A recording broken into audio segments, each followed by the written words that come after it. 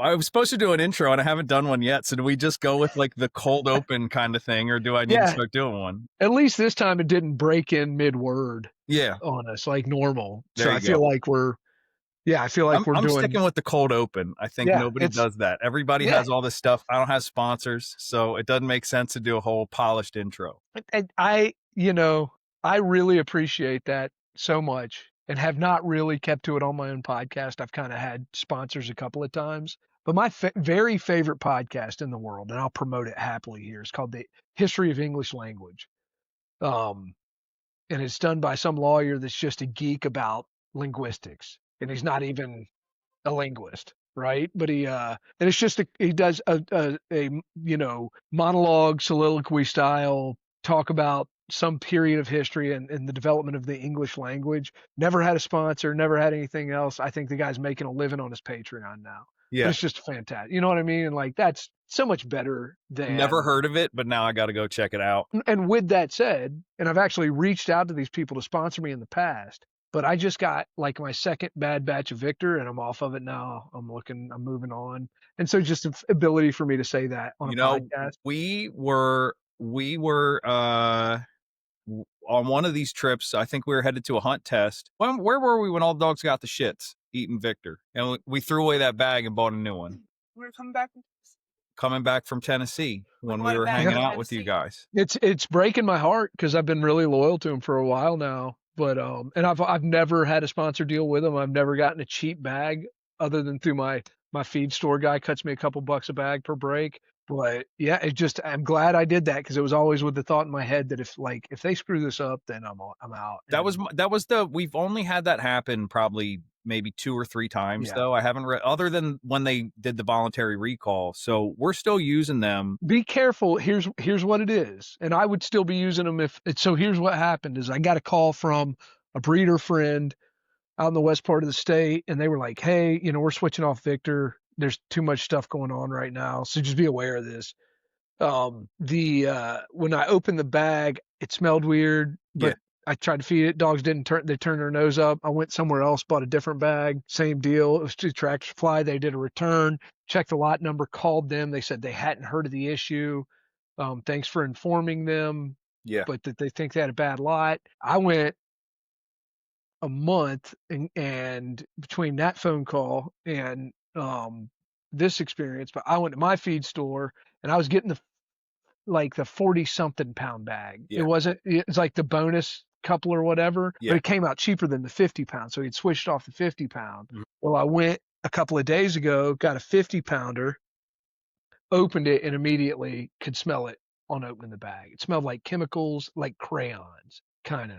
And I was like, weird. So I offered it to a couple of dogs and they ate it. And I have a bitch and pups on it right now. And I was like, I don't feel good about That this. makes And me wonder, like you watch these videos of like people making feed for like yeah, cows and stuff, and they're like shoveling the food, but it's got mixed in bits of plastic and a bunch of other garbage in it. Like, well, either way, I took that bag to Track Supply. They gave me another one. It worked fine. yeah, And then went and got another bag from my other feed.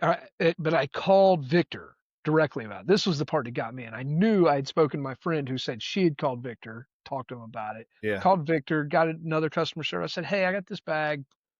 You guys heard anything about this? And they're like, nah. And I was immediately suspect. yeah. And when it happened again, and I called just for my own satisfaction, I was like, hey, you guys heard anything about anything? They're like, nah, take it back. And I was like, okay, you've lied to me. Like, Sure. I know for a fact you've heard about it from me and from somebody else. And now, Yeah. whether or not they're not informing their customer service people, it's like that was an egregious enough. So it could just be one bad lot, but Yeah. there's a bad lot out there right now. I got you. So I guess my question is then, what are you changing to? I don't know. I talked to Emily about it. She's feeding Next Level and she's happy with it. She's unhappy with the fact that it's got peas as an ingredient, which I don't know anything about. And then I've got a client that is a professional sled dog musher person. Inuksha. No, she's feeding Nutrisource their Okay. super performance. Yeah. And they'll cut me a pallet deal. And I just don't know if I want to deal with the headache of going through that. But my buddy was using them, but he switched to them when they became a sponsor of his podcast. So Yeah. they're good, but that's just exactly how this conversation started. It's like, Yeah. well, I like No, but I'm not. everything if it's cheap for me, or I didn't have, or I got paid for it or whatever. So you don't know Yeah. for sure. I'm Yeah. always looking for the next level's a good deal retail. Like Yeah. they're still at a good price point. The Nutrisource is quite a bit higher retail. That's what we looked Sounds like I can get a pallet No, deal. And we looked at Nature's Logic was what we were looking at. We were listening to one of Emily's podcast. She was talking about food and mixing stuff yeah, in with kibble, and she was talking about feeding Farmina, which I know is really expensive. yeah, And Nature's Logic, same thing. So it's good to know she's feeding next level still. I know one of the things for us is Gretchen and I both I have celiac disease, and I don't know if she has that or gluten allergy. So we try to don't feed even want to be a around. gluten-free food if we can Yeah, here for yeah. all the dogs that are here, so we don't have to deal with it. But No, I mean, and I've always, and I hate to be jump the ship on Victor. It just offended me so bad. And even like I said, even if the customer service rep I was talking to was not informed appropriately, I know it's out there in the yeah, ether yeah. right now. You know, and Nutrisource, I've heard good things about though from other people too. yeah, and And they're in then Minnesota. You know, and it does make me suspect that Victor sold. You know, and the next level guys started there. You know, basically restarted. So, well, there we go. We've already diverged as hard as we possibly could from what we planned to talk about before we get started. So we're today. I wanted to talk about. We just got back from our grouse camp, so I wanted to talk about that. And then there was a post on a social media group that was more or less about hot spotting, and so I kind of want to talk about that too because so I went to Michigan with a group of my friends and clients. So everybody there either was a dog training client of mine or a puppy buyer of mine. And then we had a friend of ours, Walker, who's another dog trainer here. He's I keep basically up the with reason them. we have access to the place that we lease now to train hunting dogs. I'm really And interested in meeting that guy. Like he yeah, seems like an interesting cat and like a really good dude. I don't he's know. I just get like that. he's salt of the earth, and like Yeah. he helped me with my seminars up here when I did them in PA, and he's like, I don't want to be the center of attention. He's like, Yeah. I'm a grunt. Give me the grunt work. I'll do that stuff. He likes being a dog trainer, and he's a really solid dude, but he just Yeah. is like he wants Doesn't to want do, the minor celebrity yeah, man. bullshit that we chase. Yeah. Yeah. So I get it. he's awesome. He's like our first real friend when we moved to PA. That's cool. And I'm just like we say all the time that we're just so thankful that we met that guy. He's a really good Yeah. dude. But so he came with a guy, Austin, who's another younger dog trainer apprentice for him, and now has his own company, and new hunter Yeah. too. So those guys came. We had two of our puppy buyers. We had a guy that was a client, two guys that were, well, a guy that was a client of mine, and another guy that I don't think he ever paid me, but I helped him with stuff. He came to a seminar. So technically, I guess he was a client then. And he's a member of my NAVDA chapter. So we had like a group of 8 people, including Gretchen and I, out there running a place, and we hunted. And I knew about this area because our mutual friend Randall invited us to hunt there last year. And so, the way that this kind of dovetails into the conversation about the hot spotting piece is like, I knew there were birds in that general area because Randall took me there, and there we found birds there last year. And Sure. so we'll talk about that part later, but I just want to talk about the trip first because it was a really fun trip, and we had a bunch of people that have young dogs, and it was like their first grouse contacts, and sometimes the first of that bird in their mouth. So like our Yeah. friend George, who I think I talked about on this podcast before. He runs a Muay Thai gym in Philly. He bought a dog from us from Gretchen's Dogs B Litter, and he went to New Mexico with us last year, and then came on this trip, and he shot a grouse over my draught. That was his first rough grouse that he ever shot. And then he proceeded over the course of the week to shoot 2 grouse over his own dog, Nice. in places that he scouted himself, and ended up doing really well. He was really excited, obviously, to shoot his first rough grouse, and then to get to watch his dog develop a lot over that week. I mean, Yeah. everybody that was there, we had a lot of contacts. I mean, Yeah. I think I had one walk where I didn't find any birds. And that was obviously, that was the worst walk I took. And then everything else, I think minimum we had a flush an hour, and I Nice. definitely had walks where it was every 15 minutes, if not less or Yeah. more frequent than that, where we Yeah. were pushing birds. I mean, it's still rough grouse hunting. Like, you hear Yeah. more than you see, and you definitely hear and see more than you shoot, or even shoot at, versus the ones that actually hit the ground. But so that was really good. And then the guy Kyle, who had a wire hair, he's a client of mine. He came up and on the last day shot a bird over his dog, Nice. who's also a young puppy. And then Yeah. we have a wire hair here for board and train right now. She was here for like our companion gun dog board and train. So we did obedience, e-collar conditioning, and then we typically do some intro bird work with those young dogs. And we did a little bit of that with, release quail, at our training fields, but not a ton. I mean, we just got Yeah. her starting to flash point, and then we just took her out there and just ran her, on wild birds. And I shot the biggest grouse. I mean, like a drummer, nice looking bird. I shot it over a rock solid point from this dog. Isn't that awesome? That was the first and last rock solid point I got from that dog trip. That was probably her second walk of the trip. It's Yeah. like we were walking through this alder stand, and we were coming out the other side, and there was this little, I don't even know what kind of tree it was, but there was a grouse sitting right underneath of that. Yeah. Like, it still had foliage on it, and it was just sitting right there. And I just think it surprised her. Yeah. And dude, she locked up hard enough for me. I was probably 20 yards behind her for me to walk up. I was close enough I could have put a hand on her back, and that's when that bird flew. I shot it through the tree, and then Yep. that's like you couldn't have planned it better for a dog's first contact, where like Yeah. she pointed that bird. She probably kind of tracked into it. She pointed that bird, and then I think she was like, "Oh shit, it's right there." Yeah. Right.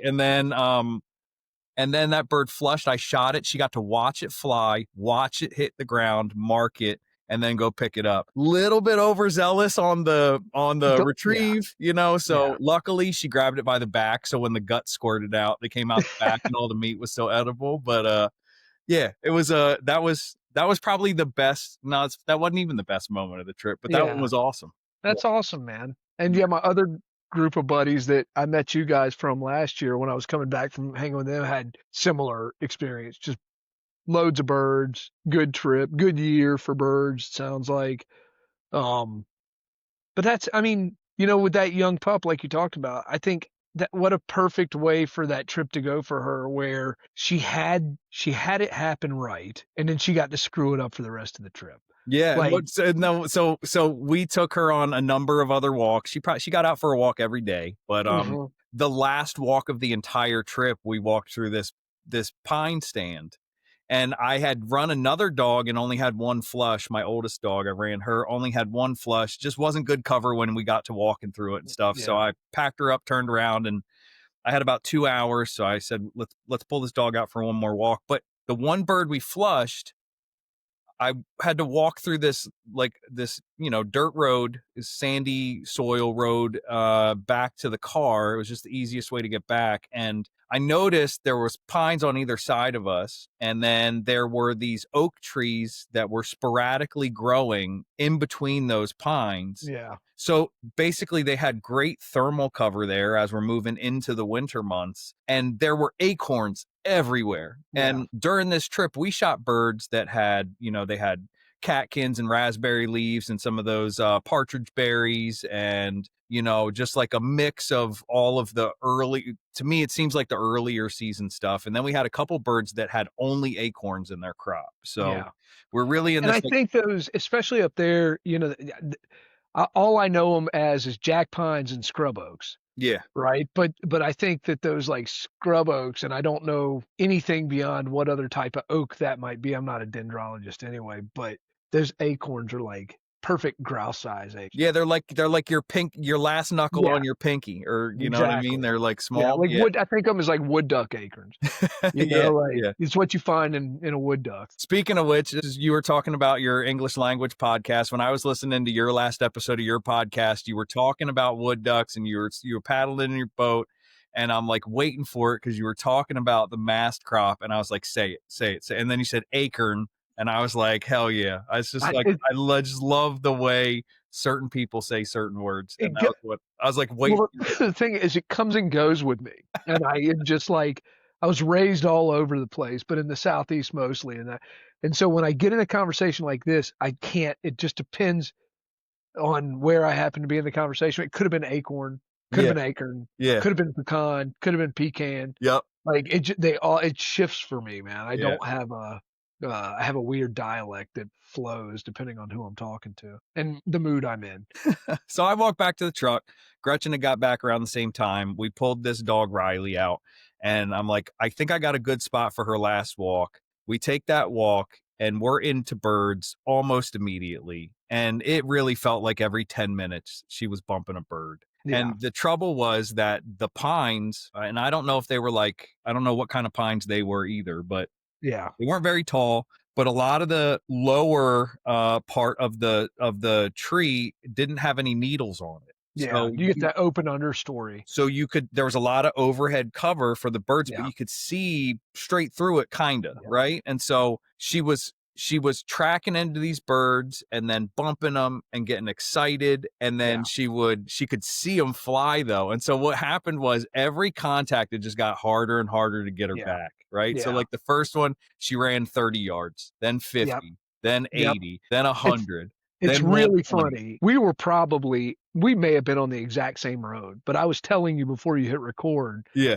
that I had a similar experience and was Okay. finding birds in the pines Yeah. last year. Yeah. And I don't know if you remember that little French Brittany I had with me, Van, but I had the exact same experience you just described, where it was like he bumped one and he was excited. He bumped two and he made a bigger sweep and I got a handle on him. He bumped three and it was like that the day was over. I had to get him back at the truck, Yeah. like She had one bird that she kind of flash pointed right before it flew, and I yeah, had a pretty good shot at that one. I didn't end up finding it. I don't know if I hit it or not. I couldn't tell. But we ended up not finding that bird, but by the last one, I was having a lot of trouble getting her back. And then I just decided to leash her up and we walked back to the truck. But that dog started that trip. I was tripping over her. yeah, I was having to bump her. And yeah, honestly, I was using a little bit of e-collar to push her away from me every time I told her hunt him up, to the yeah. point where I was able, and I had to do that for a walk or two where I'm kind of like pressuring her to just get away from me. I don't care where you are, but you shouldn't be right here. And then she started running into birds. And by the end of that trip, man, she's a problem. I mean, Yeah. in a good way, right? Yeah, I know. And yeah, I mean, it's just, people need to experience. You said that was what, 1 week up there you were there? I mean, it's amazing when you get that kind of density. And sometimes it's like, sometimes the density is too high, but there's like a sweet spot, Yeah. for a young dog. And you just get everything that dog needs. And in 4 or 5 walks, you got a grouse dog, man, or at least something trending towards a grouse dog, Yeah, yeah, and I or a think bird dog. and I do think that once the dog understands why they're out there and what they're Yeah. looking for, them getting overzealous about finding those birds, and then it kind of gets the best of them, and then they're bumping a lot of them, is the best thing to have happen after It's that, the right? That pendulum that swing. negative punishment, that like Yeah. that experience of like, oh, I was so close and I missed out, and then having to really go back and think like, when this did work out for me, what did I do? I I- think that I'm that part is yeah. super important. I'm convinced that that experience before steadiness is good, is important. If you Yes. can't, and it's obvious, like you can't always do it. Sometimes the stars just don't line up. Especially if you're in the German testing system, you just got to do what you got to do on timelines, but I will never break a dog out before I've had the opportunity to get it into good numbers of wild birds first again, Yeah, yeah, I like, agree. If I can help it, yeah, that's how we're doing that every time, for sure. yeah. And then Gretchen shot her first rough grouse. So Hey, she's congrats, Gretchen. had so she's had she's been walking, she's been like helping with the hunting dog training since before she had her own hunting dog, and then she's Yeah. been doing that for a while, and then she's been carrying a gun for longer, and then she's been shooting for a while, and then we got her a new gun that fits her better, and then after that you couldn't tell her shit because she started knocking down birds, right? And then yeah, now Now she's she's like, now she's smoking grouse. and talking shit, right? Which Yeah, is like the that's all best. that shit. Yeah, That's yeah, how it goes. yeah. So So we're taking this walk down this like dry creek bed, and then bumped a couple birds on the outside. Really, really broken cover, so like still adjacent to some of that like alder stand sort of stuff, but a lot of pine trees and a lot of stuff that wasn't taller than me, right? And a decent Yeah. amount of open floors. Found a lot of birds in not the cover that you would read in an article that they're supposed to be in. Yeah. They were in like Yeah. the stuff that was next to that. Yeah. Which I find with woodcock a lot too, is I like do too. I don't walk through that early successional stuff. I usually find them like within 100 yards of that, Hmm. in bigger woods. And I'll let the dogs go into that tight stuff and flush them out sometimes, but I shoot way more birds. And this is true with the grouse too, I think, is like people get into that stuff and then you can't swing a shotgun. Yeah. But if you can stand on the outside and let your dog do the work, and then you get the birds flushing out into the open, you have Yeah. better I, shot opportunity. It's that's when especially when you have enough of a party, even if it's just me and another guy. I always try to do that. If we can leave somebody on the road when you're in that kind of stuff, just and try to get. You never can tell where you're going to put that bird, but it's always better for somebody to have a window. What I You started know. doing this trip, and this the problem with the Munsterlanders, and this is a new hunter problem, and I think it is exacerbated with these dogs because they're so track heavy. Yes. Is a lot of people are walking right up the dog's ass when they're on that Yes. track, and then Getting they around have them. no shot. And Yeah. so, what I have really been trying to work on harder is I'm 20 yards away from my dog, flanking them, basically, right? Yeah. And I'm focused on putting myself in a place where I can make a shot. And then I'm also trying to think about where that bird's probably going to go when it does get up. And so I started getting some really good work from Aura on this trip. I mean, she was sticking a lot of birds. I'm Yeah. used to them Well, it's getting because up. those track heavy dogs tend to pin birds when they eventually get to the place. She did. She is now. So last Yeah. year, I probably shot most, maybe all, or every bird I shot at, except for one or two, was probably while she was still tracking. She Yes. definitely wasn't trying to Yeah, rip a bird. I do think we need to draw even bumping. I don't like it because it conjures a certain image in our minds of what's happening. Yeah. And I think a dog that's being that's especially working with its nose and staying in motion that tends to bump or knock a bird. I think we need to find a new word to describe what a bird that leaves when it's being tracked When is. I say it, so if a bird is bumped, that means the Yes. bird left while it was being tracked, but it was unintentionally put up in the air by the Yes. dog, right? Or it was going to go anyway. Maybe it wasn't even that the dog was doing Yeah. anything wrong, even by accident. So when Yeah. I say bumped, that's what I mean, and I'll shoot a bumped bird. If I say a dog ripped a bird, that means like they knew the bird was there and they tried to. They turned into a flusher for a second, Yes. right? That's Yeah. And I would go one step further. Sometimes you have birds that get up that the dog was never aware of, yes, and, and and I'll it's call that a wild flush. yeah, wild flush. That's Yeah. fair. And they unintentionally put the bird up. But yeah, but still, I think when people talk about my dog's bumping too many birds, it's like, I think there is a sweet spot, but that kind of dance that's going on between the dog and the bird right there, I think shooting those birds bumped while a dog is tracking thoroughly and doing a good job and being cautious. I think that is a bird that should be shot on almost Especially all for a occasions. young dog, for sure, Yes. for sure. But, But even yeah, especially if you're getting clean stop to flush work, because eventually what's going to happen is that dog's going to start bumping those birds when you're not around to shoot them. And is it the dog? Is he bumping pin birds? That's the difference. And I think most dogs that get enough opportunities to track a bird into pinning situations will end up pinning bird yeah. eventually. So I think, so this bird that Gretchen shot, she had a really nice long track. At some point, I think kind of got off of the bird's track and then got on a rabbit track because Gretchen said she saw a rabbit get up Yeah. off to the side or whatever. Kind of got back onto the grouse track and then pointed that bird. And I walked in to go flush it. And I've never had, I mean, I think the bird winked at me when it flew. Yeah. Yeah. Right.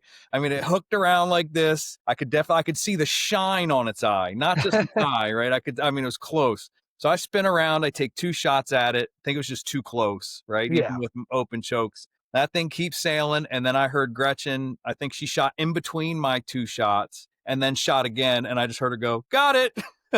Yes. And then, Best. so we brought Aura in. She had to do a little bit of tracking work. It was winged, Yeah. but it wasn't hit hard. And then recovered that bird. So that was awesome. I got to see all of that, which was super cool. And then Aura had a couple other really nice ones like that some of them weren't really shootable birds, but there were probably 2 or 3 that I should have hit Yeah. that I didn't. And yeah, so that was so I got some really good dog work there, and I think like somebody that hunts those birds all the time and has a really, really good grouse dog would probably roll their eyes at me saying it, but I feel like my dog Aura she earned her grouse dog cred. Yeah, Like that's fair. I don't have any problem with that. I think you have to be the one to bestow that on your dog anyway. yeah, yeah. And like, yeah, and just being there for the ride, watching them develop, especially when you don't live there and you have to do it over multiple seasons and you get to see what I really like too. I never like the idea of preseason tune-ups with me. Yeah. Like it's just, and I tell people like, I want you to work your dog, but like, um, the times I want to work your dog is like when we're getting it started and when we're getting it finished. Everything in the interim like should be hunting, I you I know? I think it's a good thing for people to it would be a good thing for people to get out of this mindset of I don't even know how to say it. So let me think for a second. So when we're working with these dogs as trainers, what I'm trying to do is install a set of skills or tools in the dog, Yeah. or install a set of skills in the dog that the hunter can use as tools to help put the dog in the right place to find birds, and then Yep. help the dog understand how they're supposed to behave in those situations if they're not just doing what they're supposed to do on their own. So, like, we teach these things like whoa, or we teach a handle like turning on a whistle, or however you want to do that stuff, so that I can handle my dog into and out of cover if I need to, but I should be sparing with that stuff, right? Yeah. And then I have a way to say, like, when you did something you weren't supposed to do, I can stop you from continuing to pursue that bird and kind of rewarding yourself for inappropriate behavior. Or if I have a dog that we talked about this in one of the earlier ones that is, I feel like when I'm walking up to them, they're holding point, but they're a little too intense and I'm not there yet. Yeah. If I give them a whoa, the way we teach it, I want to see a little bit of suppression. I want to Yes. see that in them, because what I'm doing there is saying, like, hey, keep your head on your shoulders here. Like, don't fuck this up, because this Yeah. could go really good for you if you do it right. Yeah. And that's what happened. That did happen at least once or twice, where it's Sure. like you got to see, like, Aura even had a walk that it was a lot of bird contacts back to back, and you could see like she started having shark eyes a little Yeah. bit, right? And then Just bring her down to earth a little. she rips a point, and Yeah. I might even nicked her when I told her whoa that time with Yeah. the e-collar, just like, hey, this one is It's good, so but she'll I think, I mean, this is a completely different subject and you may not want to follow this any further, but I think about that a lot more and more with each class. And it's been a theme we've talked about, like that classical feeling. yes, And it's the management of that. It's not teaching a dog what to do, it's teaching a dog how to feel yeah. in various states of drive and arousal. It's everything. And honestly, Yeah. Grayson, like even if we don't deep dive into this talk, it's why I wanted to do what we're doing right now, me and Yeah. you, because when I see people arguing over training methods and Yeah. whether to say whoa or not and all that, so it's like you guys are talking about like the easiest, most like inconsequential part of this whole thing. Like, Yes. you pick any way to teach anything and it's fine. And Yes. then even when you get like the handling advice from people a lot, right? Like, look where you want your dog to go, and these other things that like everybody says when they're at a NAVTA training day, and then you see people like their dog's doing their duck search and they're staring over in this direction. Dog comes out of the water and then goes where the person's looking. Like that kind of these basic like handler things. If you want the dog to turn in the field, you turn and go that direction, and then they'll handle with you, right? That kind of stuff. Yeah. That's not the stuff that interests me in conversation, because that's like In the all. basics. It's like that's fine, but what I want to talk about is can you control how the dog feels in that moment? Can you, with a word or with a touch, impact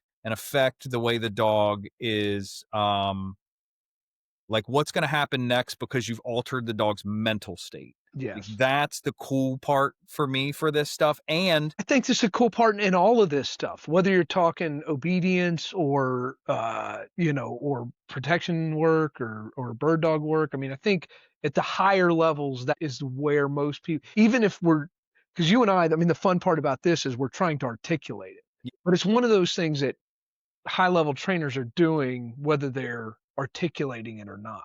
It's managing all the accessories to the behavior. this was one of You the know, things, it was one of the things that I think I probably have to credit Pat Stewart for saying it the way that got through to me best. But it was like, your normal process of training, you get to this point where the dog understands a skill and then you start proofing it against different distractions or yeah, whatever the case may be. And I think where most people go there is, this thing. So now I put a distraction in front of you. You don't do it correctly. And then I correct or punish you for failing to do the thing you're supposed to do. And the yeah, way that I really started thinking about it, because this is the way that Pat sort of described it, was when you enter a new environment and there's competing motivators, if you go to use those tools and they don't work, like if I issue a correction and the dog doesn't return to compliance yeah. in that situation, then that means I'm not in the phase of training under those circumstances that I think I am. And so Yeah, you're not in the proofing phase. I need to go Yeah, back, right? And so I need to be more fluent. these Yeah, are places where in the past, like I tell a dog to sit when we're walking past a dog park and all the dogs are blowing up at my dog that I'm training,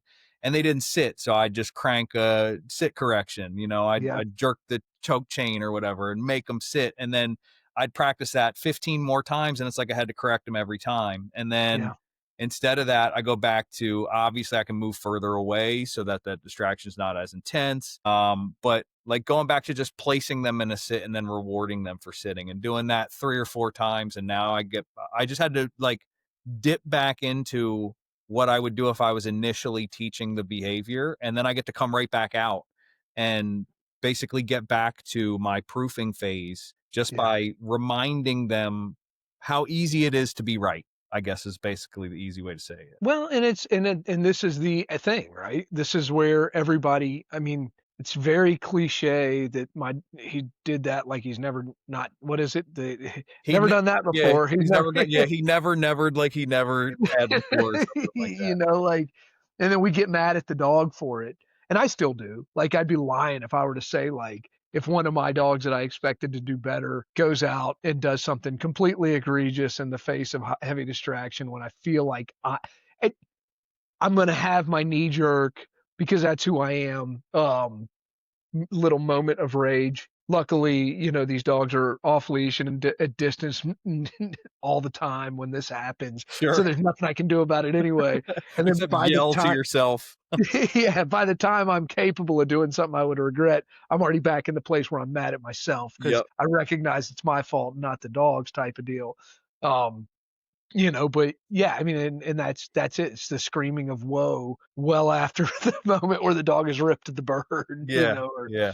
uh, yeah, I mean, but it's prepping for that. And then I think there's layers to that too, or maybe not layers, but parallel tracks where it's like, I like getting dogs in various states of drive and arousal and then teaching them how to be handled in those states, Yeah, like away from the particular context where I know we're going to see it all the time. right. And I feel like we can rehearse that. Like, I do a lot of going out and like letting you have a few loose contacts way out in the field somewhere and getting you all jazzed up and then letting that kind of cool down and then flying a pigeon and and then after everything's like, we know that you're not catching the pigeon, then we practice, hey, what do I need to do to gain compliance again? And then once I've done that, can I turn you back out into the field and have you leave as enthusiastically as we did the first time? It's And I one of the spend a lot main of time. it's one of the main benefits of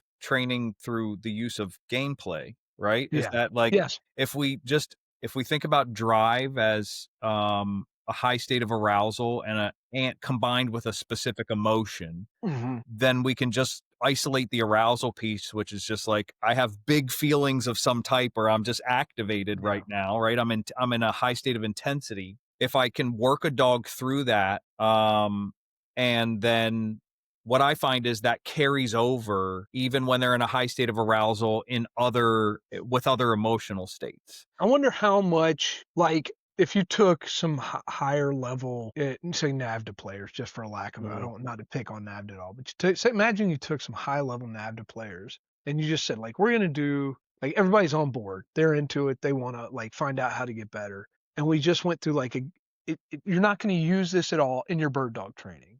We're going to contextualize it. We're going to take it over here, and we're going to like teach you guys how to play a game of tug really well and to manipulate behavior with it. Like, I wonder, without anything else, you take that same dog, you go, we're only going to do it in this room over here, isolated, sterile environment. And like, this is a skill set we're going to help you develop with your dog. Like, what the net benefit of that would be to those people. I feel like it would be extremely high if they had never been exposed to something like that. Yeah, I think if they're open to it. I do too, but I think just from an arousal and drive management perspective, like, one thing we never focus on, and when I say we, I'm generalizing us into training bird dogs, is like bringing dogs into drive. We always focus on managing dogs once they're in drive. And of course, most of us recognize that walking them into certain spaces and environments is going to have an effect on that, but it's not as acute as when I go and I produce a tug, and then we have a very arousing game of tug, and then I go, oh, turn that off. Oh, stay capped. Right. Oh, do this. You know, like that. I think seeing that, it's not the same. It doesn't translate directly, but I think it gives a perspective that can be beneficial. This is why I like these conversations is because everything you're saying I'm tracking. The way that this has presented most to me and the way that I've tried to use it as a teachable moment with people is more saying, notice in these things that you're already doing, the dog's emotional state is changing pretty predictably at certain points in time. And so if you can notice and agree that that's happening, then can you also agree that it's not accidental? Like, it's happening because of something else. The dog is getting into drive as you're walking them into the field, right? Or they're in this state of anticipation. And so then if this is what naturally occurs by accident, why don't you be more intentional about creating that in ways that's useful to you? And if you know that the dog's state of arousal is a point on a spectrum from I'm about to lose my shit to I'm almost falling asleep, then you could also say, if I notice that my dog enters the field and comes into drive or it increases in arousal, then can you also create the opposite emotional response where I can create a set of circumstances that gets the dog to enter a state where they're just very relaxed and calm, right? Yes. So there's been a number of pet dog people that have marketed this as conditioned relaxation, right? Yeah. And then they have things like the double down, which is I just stand on my leash, right? And like make you can't do anything else until you lay down. Basically, you became a drop on a chain gang, right? I mean, it's like not, but that's become a marketing thing in the pet dog world now. But like, Well, I mean, and we've talked about this with your down by the water. yes, You know, to me, this in a, you know, in a, to make it a fun challenge is to say, like, how quickly can you draw contrast between your conditioned relaxation and your conditioned uber arousal? And like, can we do that without negatively, like, without having an affect on either one of those things, right. right? Like, and your emotional state through that. Can I do this without giving you a big wallop to make you relax?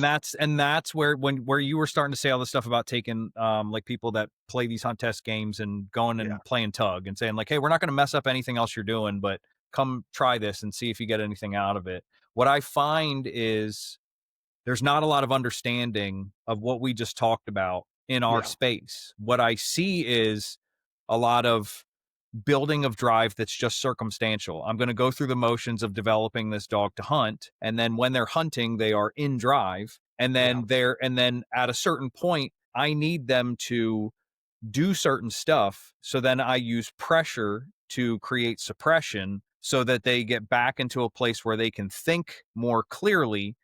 And that's my process, is basically slam on the gas and then slam on the Slam brakes, on the slam on brakes. the, Yeah. and then if you could make those people sit in a car with you while you literally did that, That's a beautiful then I analogy. think Yeah. that would be the best way to be like, stop it, Yeah. right? Yeah. Like This is what you're doing. you can Yeah. ease on the gas pedal and then you can ease on the brake pedal. And then Yeah. you can get to a point where now you can maybe be flying down the street and then you can slam on the brake and you can pull the e-brake and you can like, you can squeal right into a parallel parking spot. Yeah, Right? or you can drift it, right? Like you Yes. can, like you can get and this is what I think of like when you watch the high level players in any of these dog sports, like they're if you're drawing that analogy, they're professional drivers, like they're the guys doing really neat things in cars and making the car do things. The same with the dog. Like, it's, and not that I mean, it's, the dog's obviously got a mind of its own, but you're working in a way that, that's getting that behavior at very, in very refined ways. Yeah. Like somebody that's a very skilled with, Yeah. Yeah. No, I agree. yeah. I think, yeah, that part's all cool. I'm gonna try to bring it back, finish up my Yep. little Michigan story. So then, the other cool thing that I liked about this and the way that I run these hunt camps is I only allow people I know to come to them, because Yeah. I've been to a number of these where it was kind of like anybody could sign up for them. Yep. And then when you get mixed company, sometimes you get oil and water. And Yep. so I won't say I'd go as far as like to curate the group, but it's more like, out of all the people that come and say, hey, I want to come to this thing, it's been very rare that I've had to do this, because since they're puppy buyers or clients, they've already kind of been vetted and they've been around for a while. And if they Yeah. didn't like me or we didn't get along, then they They sold probably wouldn't themselves be a out part of it. anyway. Yeah. Yeah, but so it's like, it just, you get a sense that everybody's going to get along all right, even if their personalities are very different. And this group meshed really, really well. Yeah. So even like it was a good hang in addition to Yeah. having a good time hunting. So like everybody had a really good time. Nobody ever really went off to do their own thing. Like everybody really wanted to just be there and be with the other people and hang out. That's It was a cool. lot of fun. And so this was probably my favorite one of these that I've done, and between the ones I've done and the ones that I've attended. Yeah. And so now I'm looking at, maybe I'll do like 4 of them next year. That's good. I Yeah. mean, I think there's a real vacuum for this. Like this to me, I mean, and this is why we brought up that I do a similar thing with woodcock, Yeah. but I'm at home, so it's not like a camp necessarily, but I think that if there's anything missing in the connection between training your bird dog and hunting with your bird dog, like, guided trips are great. A lot of guides aren't going to agree to you bringing your dog along anyway. And some, even the ones that do, they may not, be there to have the perspective. That the objective is not that they have the perspective of how can we make this a better experience for your dog, and in a way that your dog is progressing, Right. and yeah, I mean, I think most people that feel like novices doing this, or most people that even feel like they're beyond novice but would like to take their dog game to another level hunting, like this is the way, as opposed to going and banging your head off the wall training every day. Yeah. Like, Yeah. And that was what I was trying to do, was remember when I first started doing this as an adult onset hunter, yeah, was trying to figure out ways to cut the learning curve, but caring a lot about doing it the right way as best I yeah, could. And so yeah, for me, what that looked like was meeting people in sketchy places that I never met before to take me duck hunting or deer hunting. yeah, And then, like my first traveling upland trip, driving to Arizona to meet with people. And like the only instruction you got was follow me. And then you drive, you're 4 or 5 miles off of a paved road when you get out of your truck. And then they're like, okay, now follow me on foot.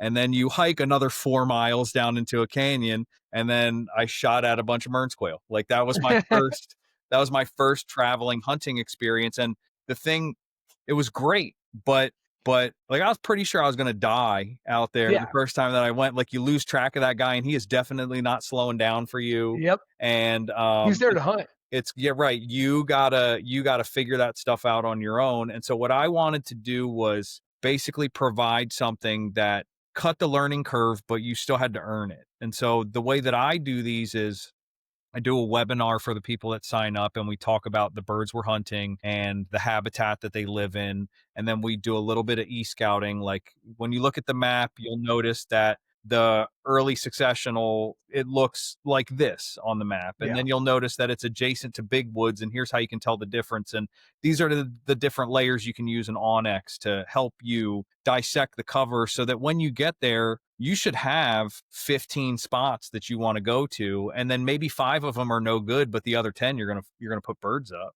Yeah. And then when you get there, when you get to the first couple that do hold birds, you can go back to your list of 15 and cut a bunch of them off because you're like, well, these definitely aren't going to hold birds because I know they look nothing like these other ones, Yeah. right? So Yeah. You get, yeah. we did it that way, and that worked out really well. So the way I kind of say is like, I'm in charge for organizing lodging and feeding you basically. And then I'll show you how to feed yourself in terms of like, teaching a man to fish versus giving him a Yep. fish kind of thing. So I'm going to teach you how to do it. And then everybody found birds up there. Yeah. It wasn't really that hard this year because there were a lot of Yeah. birds, but Yeah. a lot of the scouting that these folks did, they just did a really good job. And some Well, and of them it's were yeah, and pretty then new. you're gonna get better at it. I mean, and that's how I feel about this, my whole woodcock thing down here. One thing, the big difference there is like cover down here doesn't matter as much and is harder to dissect. It's so important in the North Woods, especially when you're discussing grouse, like the Yeah. mosaic. But yeah, I have a better feeling. I feel a bigger sense of accomplishment as a trainer and an instructor. But when somebody comes back and is like, that was it. It Yep. happened. Like, and I would happily now when I go on those big trips, I want to hunt with my dog too. hmm And so do you find there's any struggle with the balance of that where you feel like people needing a little more hand holding than others and that's a time suck for you at all? No, not really, because I Okay. absolve myself of that responsibility from the Yeah. beginning, honestly. So what I tell everybody is I'll probably hunt with each of you at least once on this trip.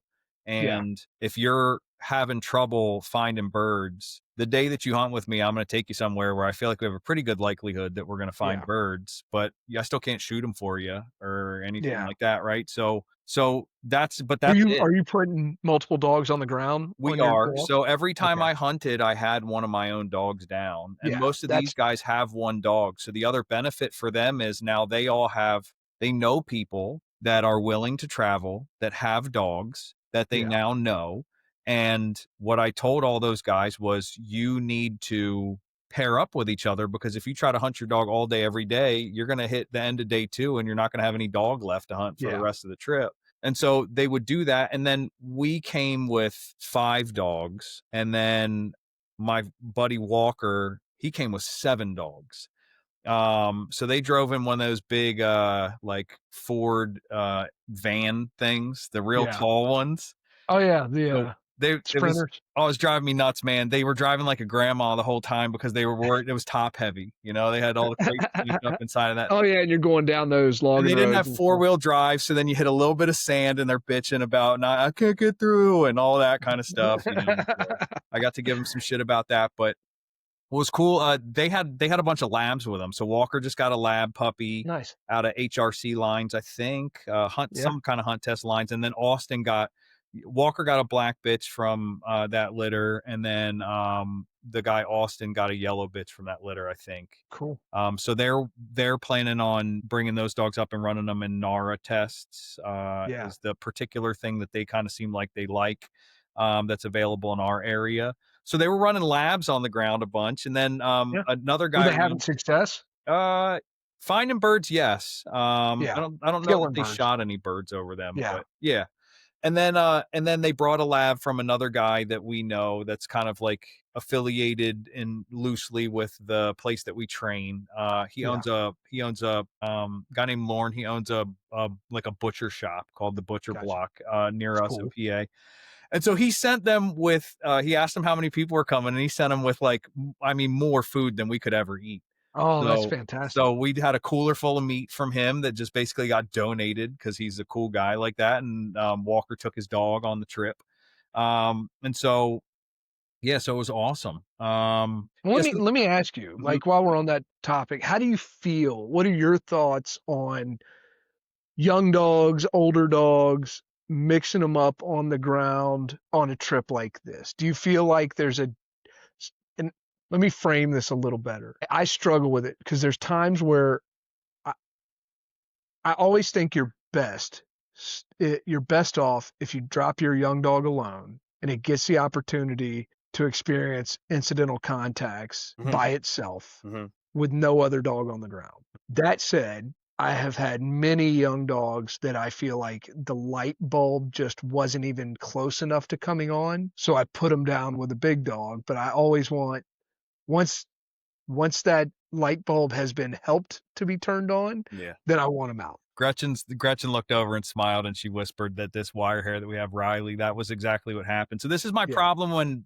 like trainers or hunters talk about stuff and they have a rule. And Hard and anytime fast rule. anybody, if it's always or never, I'm checking out is Yeah. how I am. Yeah. And so what I would say is it's always an 80-20 kind of thing, right? For like Yeah. 80% of the dogs, you should probably just put them down by themselves and hunt them that way. But then there's a couple exceptions to that. The first is if they're not hunting, then Yeah. you need to get them hunting first. And so like Riley, I'm tripping over this wire hair when we first get there. So we ran her with, I think, Ebby, Gretchen's dog, and that stretched her out right away. And then when Yeah. she was trying to play grab ass with Ebby, and then Ebby was not having any of it because she was hunting, and she didn't like correct her at all or anything. She just Yeah. wouldn't Just engage. yeah. Then Riley they started crisscrossing instead of Yeah. her just running after her. And so Yeah. once we saw that, and then it was on that walk, that was the walk that actually shot that bird for her. Yeah. Um, but once she had a grouse contact and a rabbit contact before that grouse that I shot over her point. Once she started running like that, and then she obviously had a really good end to that hunt, then she ran solo for everything else that we Yeah. did. And that was it. That it created the incidental contact that might otherwise not have happened. And I mean, and to be fair, like I've heard the always and never do's from both sides of this conversation. And I always Right. ran my dog solo. Like my Yep. first dog, Anya, I always ran her solo because I was told she would become dependent on the other dogs if Yes. I didn't. And then turn around 8 years later, I try to run her in the invitational, and then I'm like pulling my hair out trying to get her to back, you know? And Yeah. it's like I've seen some Drottars even that have a natural back, and Yeah. maybe mine would have if I ever ran her with other dogs. Well, and I think that I think both things are important and necessary, and they just need to be experienced. Like I dogs need time alone on the ground, and they need time with other dogs on the It's the ground. appropriate dosage of Yeah. different things that is specific to that dog. And so Yes. this is another thing that I try to talk to people about a lot is like when I hear dog trainers talk about their training being very bespoke or very customized for the Yes. dog. That is a difference in degree, not a difference in kind. So I'm still doing the same stuff with each Yeah. dog. It's just maybe this dog doesn't need quite as much of that and they need more of this other thing. And so it's like seasoning to taste for that Yes. particular thing. And so I just like drawing these analogies. It's the way people talk about training is you buy chicken from the grocery store and it's pumped full of saline so every piece tastes exactly the same, right? It's Yeah. commercialized. And then when you start hunting, you shoot 4 mallards, one of them tastes good, one of them it tastes like it sat on a shit tank for the week prior, right? And then you got one that was eating invertebrates, right, or whatever. Yeah. And All out of the same freaking flock. oh, and you're right. And that's my point is that each one Yeah. tastes different. And so you got to treat them a little different. Yeah. It's why just And you can sidebar. see it when you skin that breast off, and just the color of the fat, the amount of fat, you know, like you kind of have an idea before you even sniff it Yeah. where you're heading with Yep, it. You yep. know, For like sure.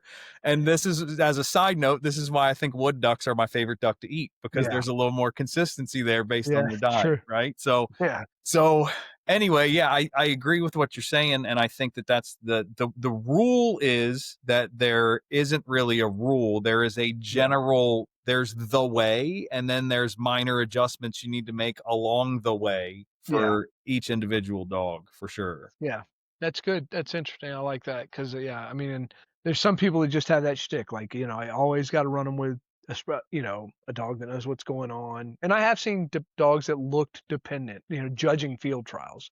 Yeah. I see a lot of it. You put, you know, this dog, you know, has been tailing Charlie its whole life, and it gets braced with a dog that's bold and confident, and it just gets out there and stays right on that dog's heels the whole time and never looks to hunt independently. Even You like know? the check cord debate, which is one that will Yeah, never die, right? But it's like, yeah, do you or don't you with younger dogs, older dogs at different points in the process of working on field work? If I can, yeah. with the young dogs, just with the way that we do this stuff, my Sure. first option would be run them on wild birds. Oh my God, this damn camera, this is going to be a Hey, buddy. recurring joke. If I can, I'm just going to run them on wild birds and let Yeah. them teach them. And if I can't do that, then, and that's usually how you can get staunch pointing relatively quickly Yes. if you have enough bird contacts. And if I don't have that, then I'm putting pigeons in launchers, and Yeah. I'm launching those birds as soon as the dog takes a step after they've entered the scent cone. And Yeah. then if that doesn't work to get staunch enough pointing that I can get into gun range, then I'll put a check cord on a dog, and I'm just creating enough drag that when they hit that scent that I can stop them just a little bit. And so I kind of like maybe manufactured the point, or just created enough drag that I could it got them to point, so they start getting the understanding that that bird stays Sure. on the ground if you stand still. And then I've had dogs that people did a really good job turning them into flushers their first hunting season, Yeah. where I've actually had to check cord them into birds, and then as soon as they hit the scent cone, they doubled their pace, and Yep. I'm letting them hit the end of that line and then holding them still while they watch that bird fly away. And Yeah. I've even had to go so far as to holding that dog in place in the scent cone, have gunners walk up, shoot the bird, bring it back to the dog, and it's almost like we're working on the steadiness part, but I'm doing that to get the dog to Well, point. and I think there are times. Interesting you say this, and we're getting into a really broad, like, I mean, it's revisiting, but just hearing you say that, I mean, like, it happens to me. And I check cord for all 95% of my launcher works on check cord, Mhm. but not every dog is the same on check cord, Sure. right? And so the idea behind me check cording is just to get you just in the right space time where I need you for your contact with the scent cone.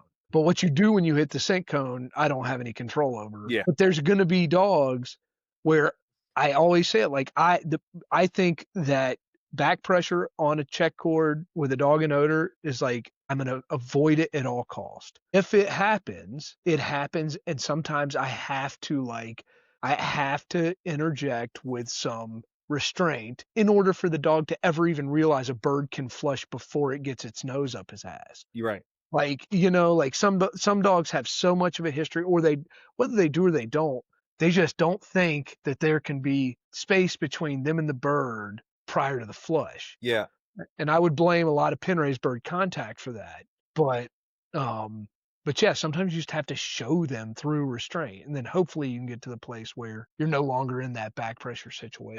And just because we're talking about it, when in that sequence of like how handsy or how much I have to interject myself into this process with Yeah. dogs, ideally when we put the check cord on the dog, they're, the word I think you would use is like they're forward, right? They're leaning Yeah. against that collar, they're out in front of me, they're looking for birds, they know there's something out there for them. And then when they do hit that scent cone, it's not that I'm stopping them. Yeah, I know what you mean. It's that the cord goes slack because they stop themselves, but I was providing enough drag for that dog to frankly have a bit of a probably suppressive effect on how they were feeling emotionally, or to have just enough influence that it Yes. altered their behavior. It's like a, hey man, like something is different. Maybe it's that I'm going slower, maybe it's that I'm feeling the pressure from the check cord. I don't know, but right now I'm interrupting something in a sequence that has been rehearsed too many And times. my friend Andrew Campbell, who's a field trial guy, hunt test guy up in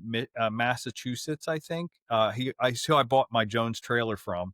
Okay. He showed me this thing he calls the octopus. He takes a bunch of those like bungee cords with hooks on the ends, like the rubber ones, Yeah. right? And then he'll put a bunch of them on one S hook and then bend that S hook closed. And then on the other side, he'll put it on a bolt snap. So he calls it an octopus because it's a bunch of those like things like its tentacles, and they have to be long enough that they drag on the ground. And he clips it to the dog's flat collar so that when the dog's running, it's like running with a sled attached to you or a Yeah. Yeah. parachute or something. It just creates enough drag Yeah. that Yeah. these dogs that move a little fast, it's like they're outrunning their nose. It's interesting. I've never heard of that one. That's cool. I've known about logging chains and welding cables and stuff like that, welding wire. So he called it the octopus, and I've used I that for a like it. couple dogs, and that's Yeah. it's basically those are all doing the same thing, right? It sounds like a trial guy thing. Yeah. And I just start from the thing. Dog's always dragging a check cord from day one with Yep. me before I ever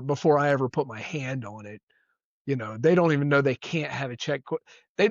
Most of the dogs here are unaware that they can run out in the field that we're heading towards daily without a check cord on until the first time it happens. Right. And then it's like, then it's, a different game, you know. So the one thing that I would, if I could change one thing about that trip, I think I would go a little earlier. We only had woodcock for one day Yeah. before it went out of season, and when I tell you the grouse numbers were good, the woodcock numbers were just as good. I Yeah. mean, we walked one spot where I think we popped 10 in 10 minutes, Yeah. maybe, right? Yeah. With 2 or 3 dogs on the ground. So we like the flight It's such a was Goldilocks thing, right? But the window is never that predictable. yeah. Like you feel like it's gonna be, but yeah, and the guys that were a week or two ahead of you that were my buddies up in the UP, they were covered up in woodcock. And And it was great. I think maybe I was there just at the right time that those birds Yeah. left where those guys were and came to where we were or something. I don't know, Yeah. man.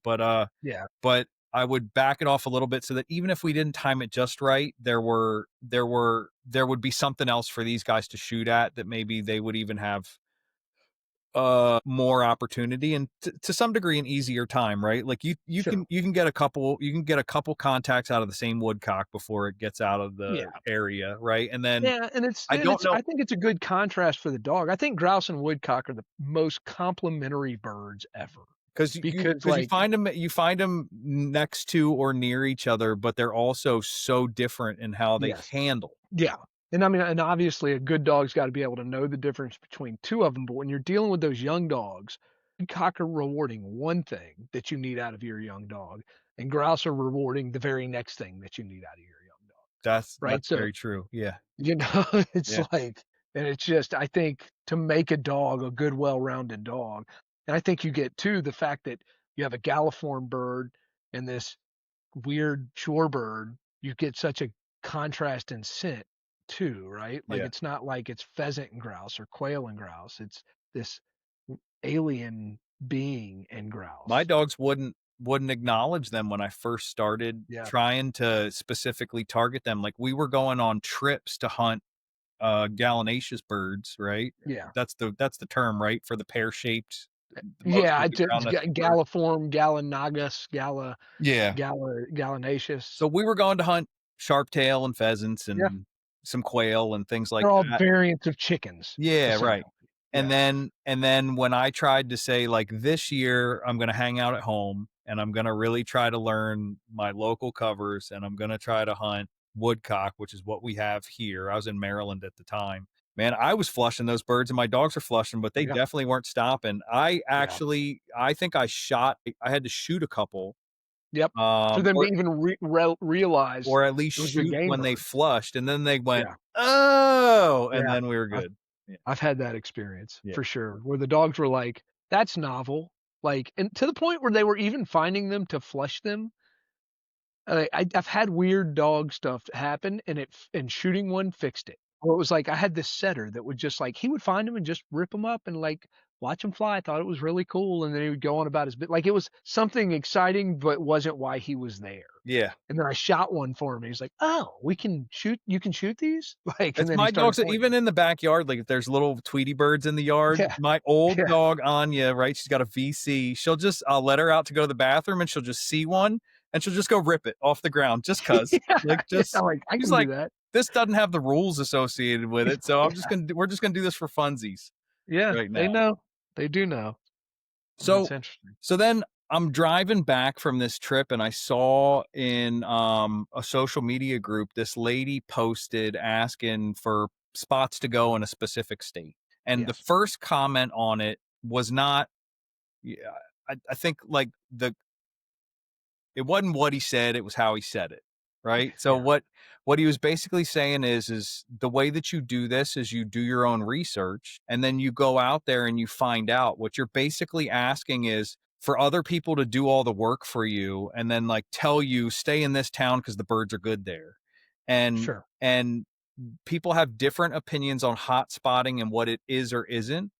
So I think maybe that's a good place to start. What is like, what's your line for when you're like, this is hot spotting? It's a good question because it varies, right? Like it's not always like, number one, it's like, are we blood relatives? And, do I have something to gain from my relationship with you? Because maybe, I mean, I think sometimes it's taken too seriously, but I do also recognize that like if there's a honey hole and you may take somebody you really like and trust to it, you've got to do that with the understanding that when you come back next season, there's probably going to be somebody you don't know there. And they're going to probably have gotten there because you showed this guy that thing.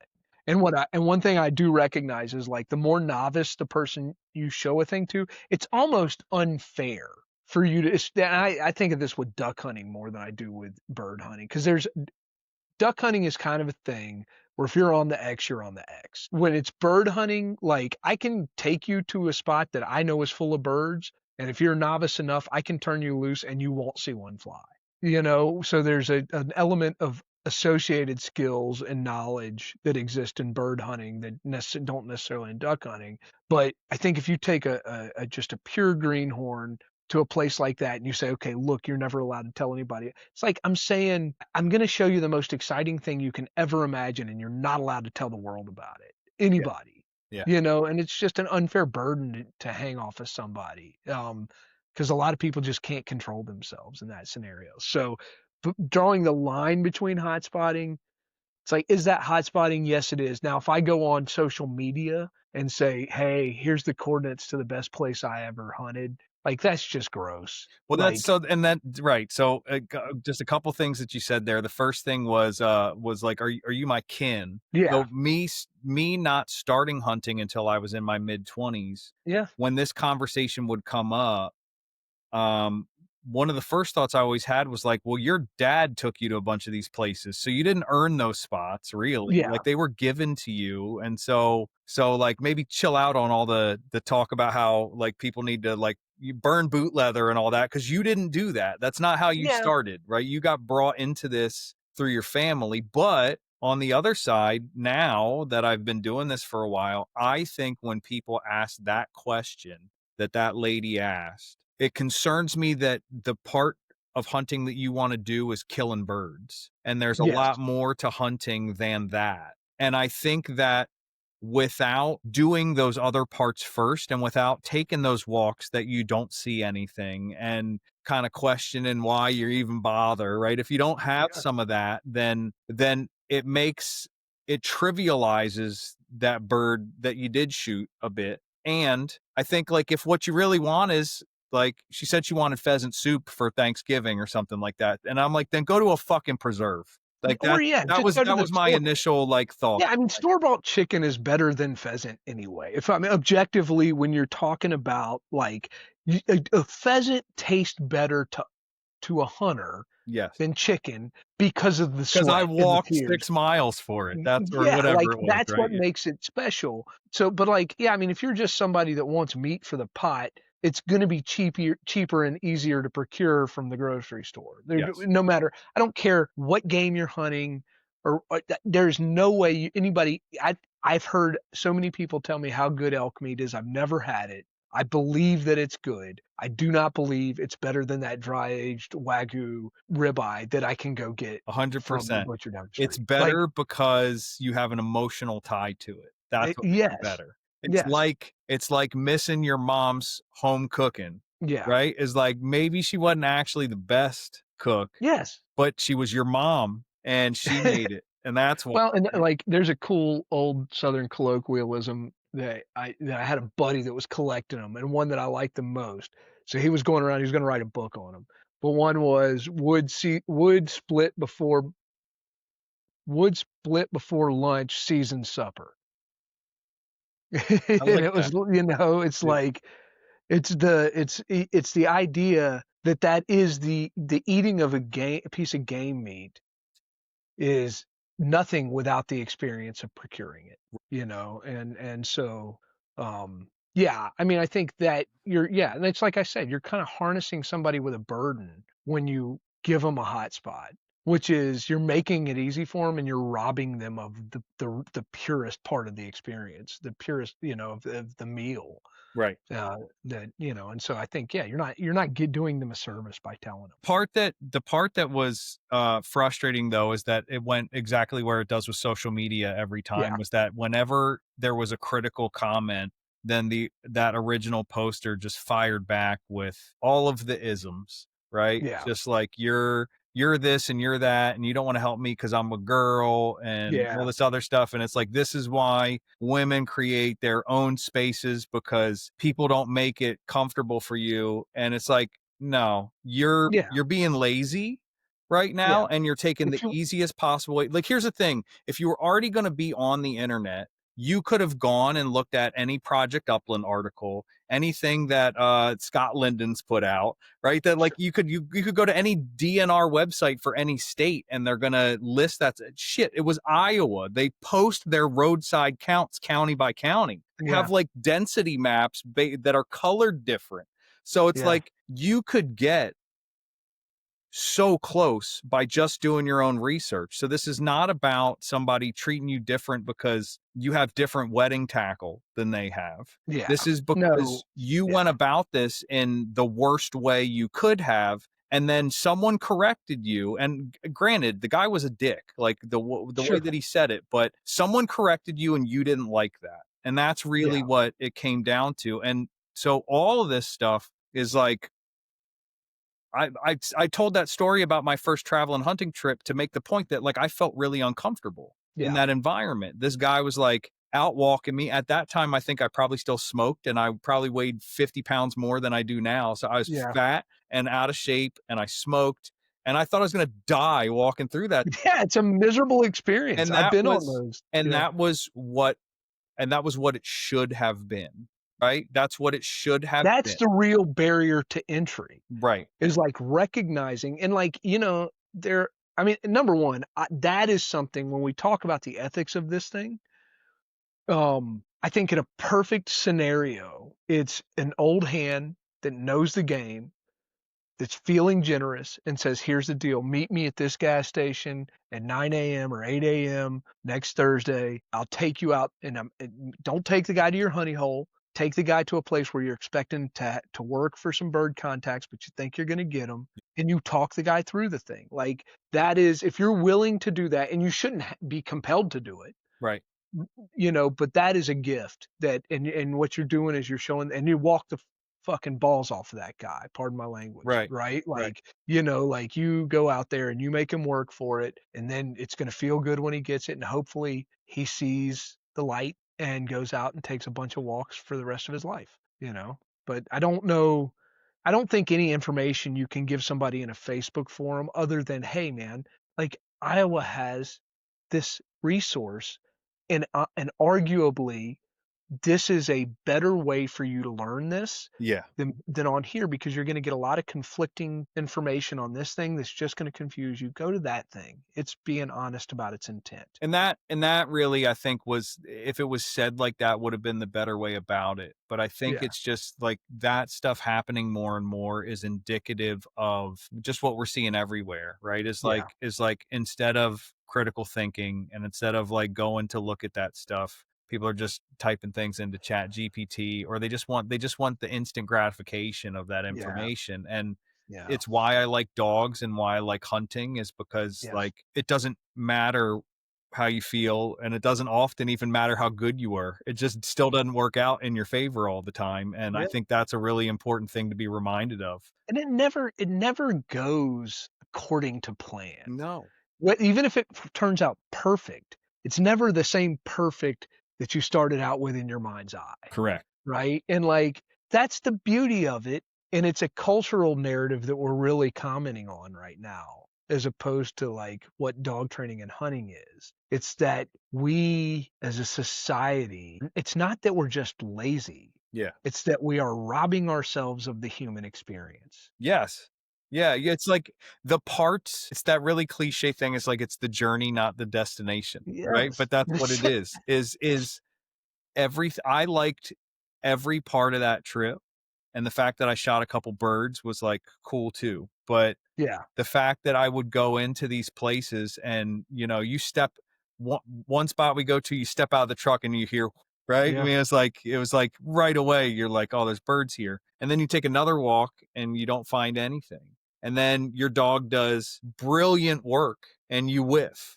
And Yeah. then, the Then, Anya, it bumps one and you knock and it then down. that's the one that I knocked down, right? That was my thing with Anya, right? Yeah. Anya Yeah. had some really good work on a bird, and it was a gimme shot, and I missed. And Yeah. then the next one, she kind of tracked her way into it, bumped it, and I shot that one. And it was like, sorry, this is the best I could do for you.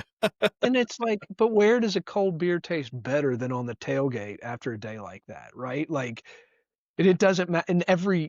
Some of my most memorable perfect hunts were absolutely not perfect, Yes. but the day was perfect.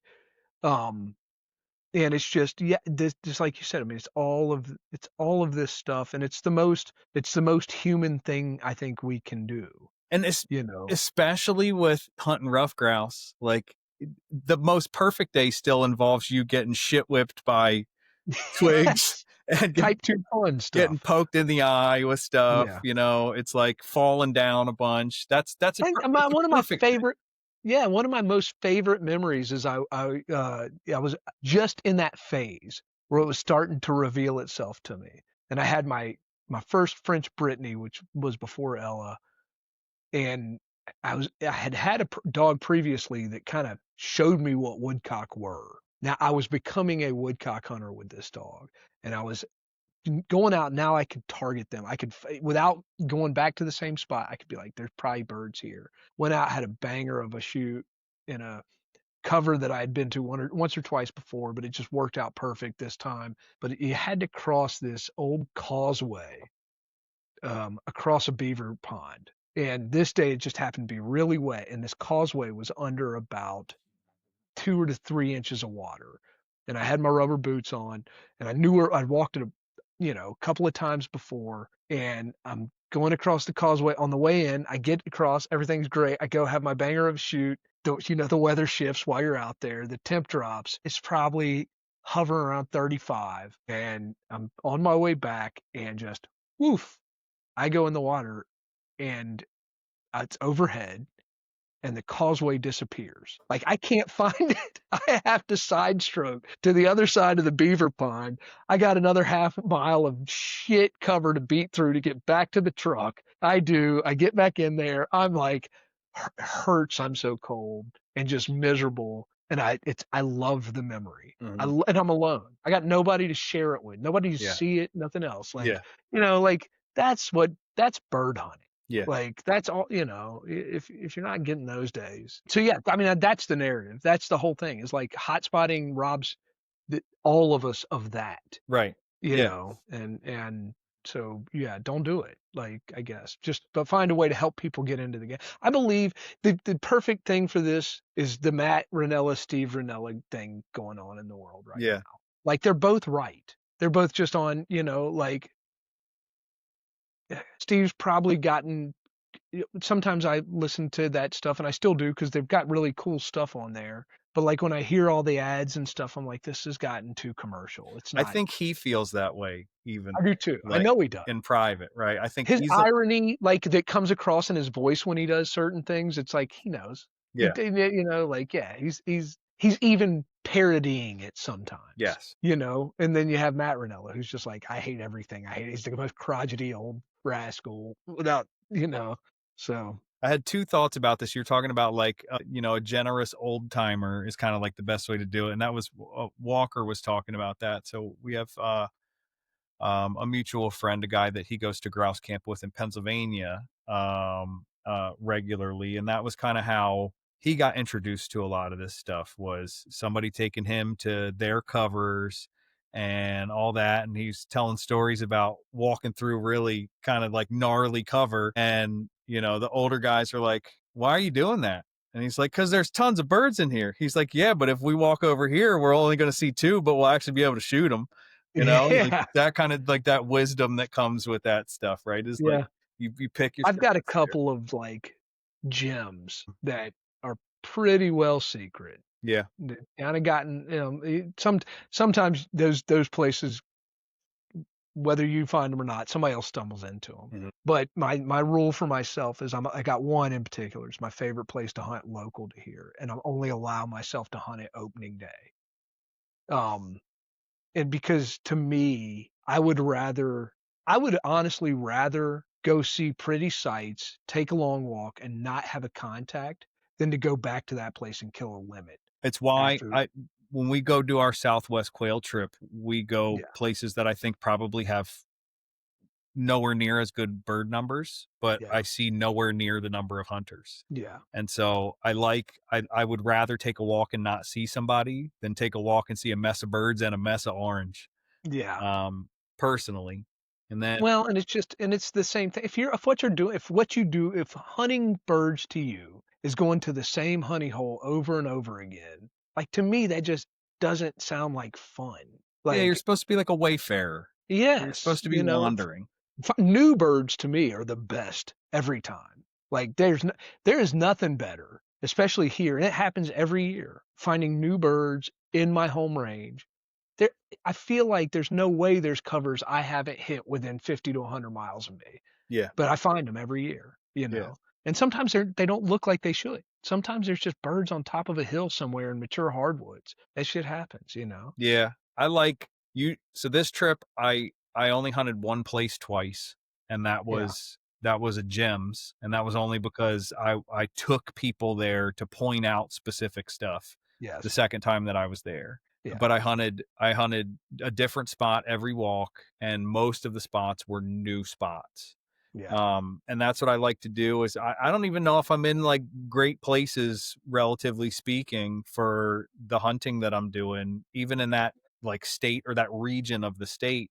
But I know I went there and I had some success and I had fun. And so then when I go Well, back, it's like I usually try to take one walk that I know will be good. That's usually my first stop. It's like you get it out of the way and then you can settle down a little bit, and then I'll walk a new place. And then I can yeah. do a couple of those. And then if I'm just burning boot leather and not finding anything, then maybe I go back to a spot where I know Yeah. there'll be birds and I'll shoot a couple. And then Now I'll say that. Yeah, like every year I'll go through a spell. Every January it happens to me where it's like 3 hunts in a row I've been skunked and I'm like, all right, I'm gonna go visit. I know where the birds are. I'm going there just to I'm sorry, knock the birds, but you're skunk gonna have a off. bad day today because I had 3 bad days in a row. Yeah. But that's how it is for me. Like I didn't drive across the country to not shoot Yeah, birds. So exactly. For there's sure. part of that too. But and then especially when you start forming relationships with these places that you go, which is the other Yeah. thing too, is like it's like if I just tell you the place that I'm going, then I'm sort of I don't know. It's like Yeah. sleep with my wife. It's like, Yeah. it's Yeah. like That's something the gas station attendant at Casey's and like it's like so you form relationships with these places, and then honestly, with some of these birds, like their home range isn't that big. So you're forming relationships with coveys. It's like Yeah. this covey is in this spot and I've hunted Yeah. them every year for the last 5 years. Yeah. And so then it's like then you care about stuff like, okay, this covey got up and this year it's 30, so I'm going to bump them twice and I'll take 2 birds out of there. And then the Yeah. next year you flush that, it's the same covey and there's only 8 birds there. I don't pull the You let 'em trigger, fly. right? You let Yeah. them fly. Have you ever read Meditations on Hunting by Jose E. Gasset? No. You should read that book. Everybody listening to this, everybody that's ever hunted or considered hunting should read that book. But it's basically a philosophy book around hunting. But the narrative is kind of that thing. And one of his quotes, and I'm going to screw it up though, is like, "I don't hunt to kill. I kill to have hunted." Did you hear that one? Yeah, I did. And it's like you have to. It's basically an argument against the anti-hunting movement to some degree, but it's an apology for hunting in that it's like you can't give the animal the reverence without taking its life that you actually give it when you hunt it. Right. And he does a much more eloquent job of expressing that sentiment than I can. But it just that reminds me of that. You get I have this relationship with them where it's like where I'm rooting for the birds half the time I'm hunting them, Yeah. you know? Um, Yeah, but if I don't get I'm never upset when they get away. no, I'm not. Yeah, this is again, and it comes back to the point where it's like recreation doesn't do it justice. The word you can't call it just recreation Right. or sport. I don't Even. I don't like the word sport either. I don't either, but it's certainly not about sustenance. And so I think this is something that every hunter has to reconcile. Like that there is something supernatural that you're getting from this, like from the experience. Yeah. Yeah. I think for me that even goes another step where I really find myself being drawn to the native birds Yeah, more than the 100%. introduced birds Yeah. because Yeah, there's it means a just lot more to me to kill a native than an introduced. yeah, they've been here for longer than we had. I can have fun. Yeah, I can have fun killing pheasants, and I don't root for pheasants in my brain the way I do for my woodcock. that's correct. Right? Like I have no problem like satisfying my bloodlust on a pheasant hunt in the Dakotas. Right. Or Right. like I'll, Right. where yeah, if it's a Sharpie or a sage grouse or something, I feel that thing you're talking about. Yeah. Yeah. And when people talk about pheasant numbers, I don't care. Yeah. Like I care about sharptail numbers and sage grouse numbers, but it's like, the pheasant numbers aren't so hot and stuff. It's like, okay, oh well, maybe it's finally happening. The only Who the cares? only place that it does bother me a little bit is like in my state, like in Well, Pennsylvania, yeah, right? When you think I can see that. when you think about I mean, But we that's a cultural issue. It's less about the bird and more about the nostalgia of I would have loved to have gone to PA when it was the state that harvested the most pheasants in the yeah, country. well, You know? and we have like the stocked birds now here, which Yeah, is fine, but I just still I can't not treat that like dog training more yeah, than hunting because I don't know the exact day that they're going to be out, but I know where they're putting them down, and yeah, and so like we try to wait. If my buddy texted me today and he was like, "Hey, it feels a little silly sending you this because we just got back from where we were, but I was walking around at this state game lands and then the stocking truck pulled up. So dumped a bunch of so birds. they're here if you want to bring some dogs out and run them." And it's just like Yeah, I'll wait 2 days cuz whoever's yeah, left after that is it can be a sporty. little bit more sporty. But Yeah, what I really meant is the farming practices that have yeah. made it so that the wild pheasants aren't here anymore, I think is I'm sure affecting other wildlife Oh, negatively and obviously indicates a lack of habitat. I mean, now that you have articulating mowers and all that sort of stuff where like there's no cover to the road. I mean, they plant some oh yeah, to drive to the closest grocery store to our house. I drive down this road where I mean, I have 6 inches of grass before I hit corn stalks if I was to swerve off the road. I mean, it's like they Yeah. plant to the road. It's the same. I mean, we don't, number one, it's a lack of agriculture here, Y but the quail to us, is the same deal, and and it being a native hopefully gives it a little, something more. And I guess you could, from a prestige standpoint, I don't know, it doesn't matter. But yeah, I mean, where you do see agriculture, it's not going to support that kind of small game. And then everywhere else, I mean, this place just, it's miserable, dude. It's all, every day here is another farm gone and just turned into a, carpetbagger's paradise. Our group, our little, like, neighborhood group on social media, I'm a lurker there because I don't know. I'm not the kind of person that, like, tries to make real good friends with all my neighbors. Like, we're Yeah, cool with the people on either side of us, but I don't go out of yeah, my way for that stuff. So I'm like a lurker in there, and there was a big farm that was up for sale here, and everybody's asking who's buying it, and they're worried that it's going to be townhomes instead of a farm yeah, and stuff. And then, so here the big thing is the Amish bought it, and so then most people are like, "Oh, thank God!" And then you have the yeah. handful of And you're people like, that, son of a bitch, that means I'm not. Yeah, well, then you have the handful of people that are like they're mean to their animals and yeah. this and that. So Oh then yeah. it's a whole nother debate, and it's like, well, at least it's still green space. At least it's And not going to be it's townhomes. Yeah, I mean, it's diff like I've got a lot of room in my heart for the Amish, even though I don't have contact with them like you guys do on a regular basis. But to me, they're just like a throwback, that that are part of the capitalist society we live in. So like they got a cheat code because they don't have to play by our societal norms, and like it doesn't, yeah, I wouldn't do anything the way they do it necessarily in that regard, but I don't hold it against them, Like like, anybody that does anything the hard way because they believe yeah. it's the right way, I think, Yeah, you know? but I get the criticism too of the animal welfare stuff, but it's like they don't have the same, they're not harnessed with the same emotional baggage you are that's brought on by this fake modernity we live in either. If you took electricity away tomorrow, we would absolutely all give up on our notion of what is humane and not in regard to animal welfare. Yeah. Like it wouldn't matter, Yeah. Yeah. Um so, but yeah, it's interesting. But yeah, I mean, we're all facing that plight. I still do. I think about it a lot because the place, I'm losing public ground to hunt on here right now. We're kind of in a negative.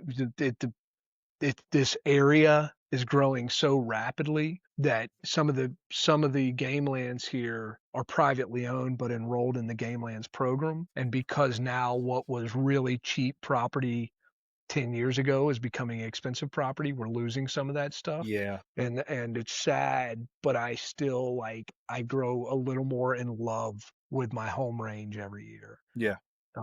Which is I appreciate and I hope continues. Yeah, I don't know enough about the in different states how a lot of that stuff's handled. Obviously, when we go hunt out west, you're hunting a lot of stuff that's private land that somebody's opened up to hunters Yeah. to be able to take walks on. Most of the stuff here is state owned, or it's like Army Corps of Engineers, or Yeah.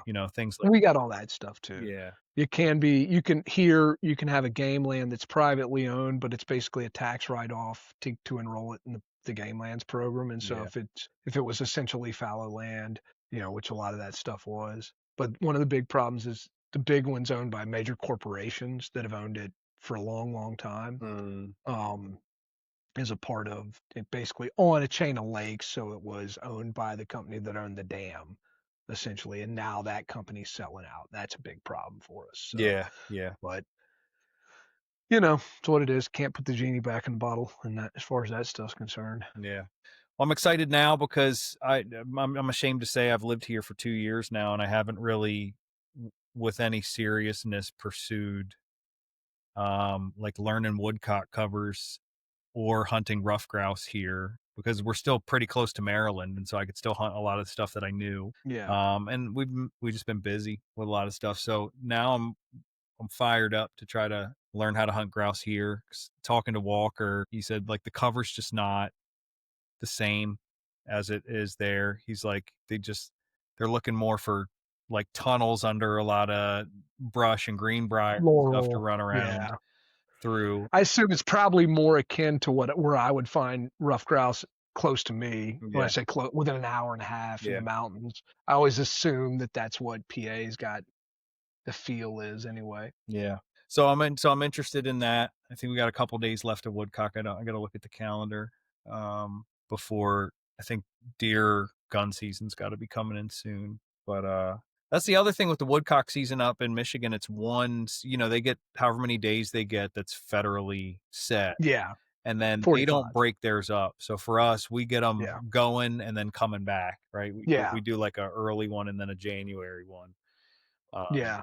I love the return. We get like there's like a couple of day window here, Yeah.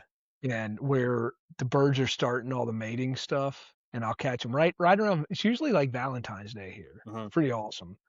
And you just go sit on a big hill somewhere and just watch them do their thing. And I mean, they'll be lighting at dusk, 10 feet from you. They don't care about you then Yeah. at all. Yeah, it's wild. If That's you ever get the awesome. chance to be in the middle of one of those things, it's pretty cool. That is cool. I know every time we get into them, at least one of them, I got a duck that's Yeah, flying straight at me.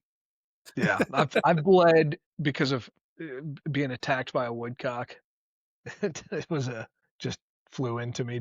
Wasn't looking where it was going. Well, it was one of the grouse I shot this trip, and this happened a couple times. There was one we were hunting up in a national forest, and this bird got up out of this again like very mixed cover that I wouldn't necessarily have. There was a lot of food there for sure, Yeah, but it wasn't like classic rough grouse cover. But this thing got up, gave me a really nice look. It kind of swerved around and then flew off.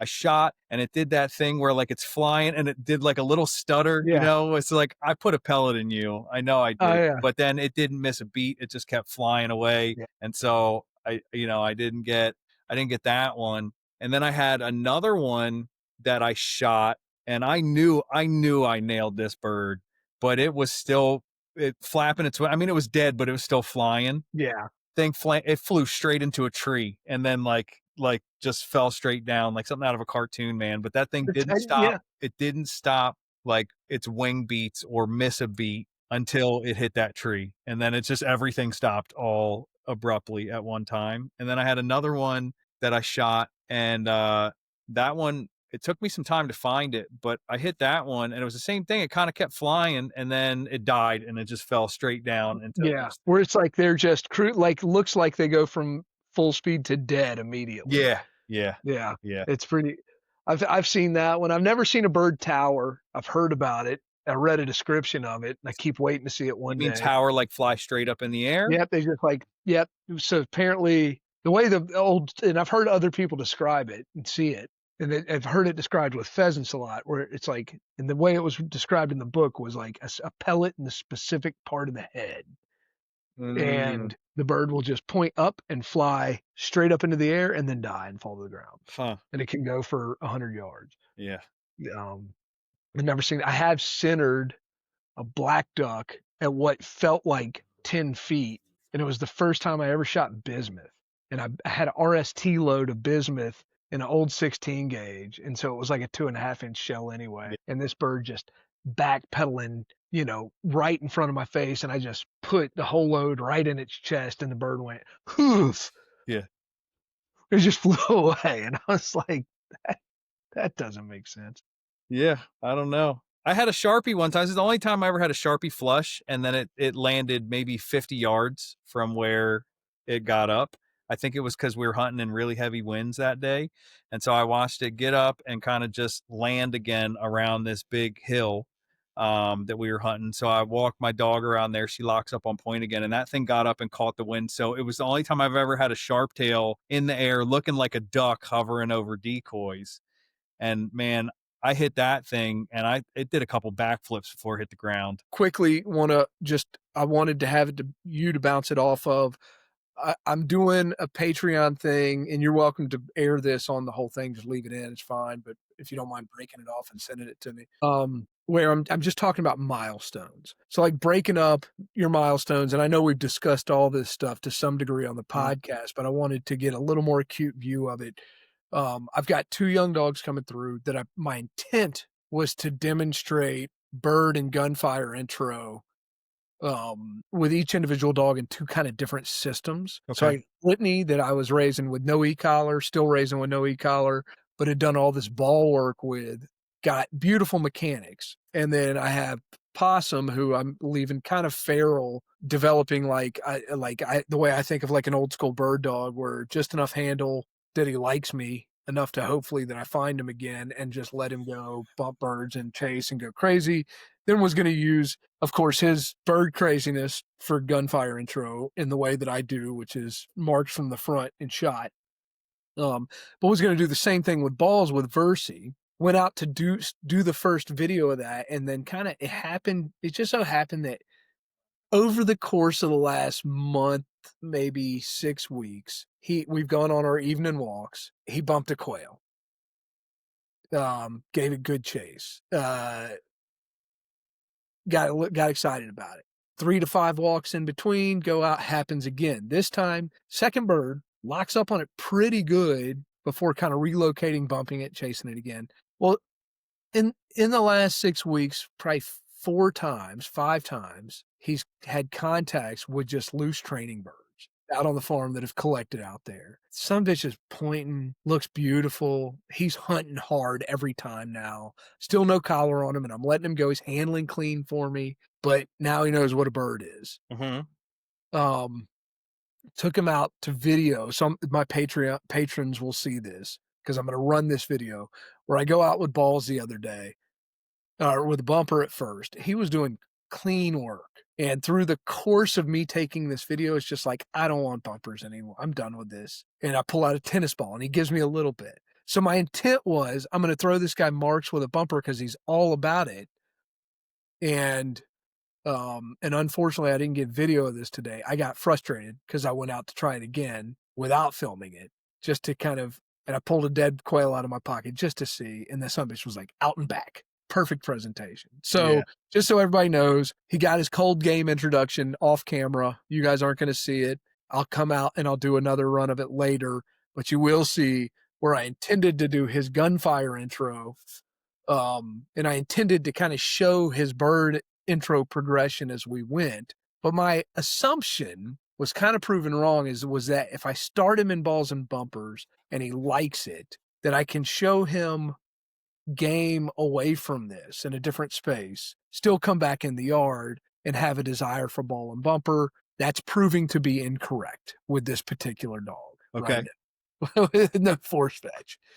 And so I don't know exactly where it's going from here, but I will, in addition to this video, upload it.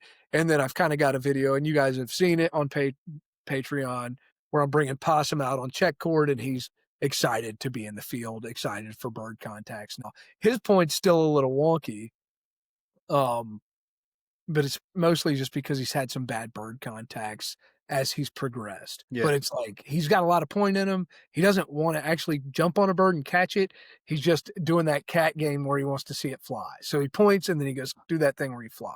So everybody will get to see that. We'll get to see how we go forward from here with them. But the idea is, where do we go for gun intro from here? And it looks like, unfortunately, I'm probably not going to be doing it with balls and dummies for Mercy, but we're going to try to stick to cold game only in and around the field, and all contacts for birds are either going to be wild or incidental to walking out. I'm not going to plant a bird for Versi the way I have for possum.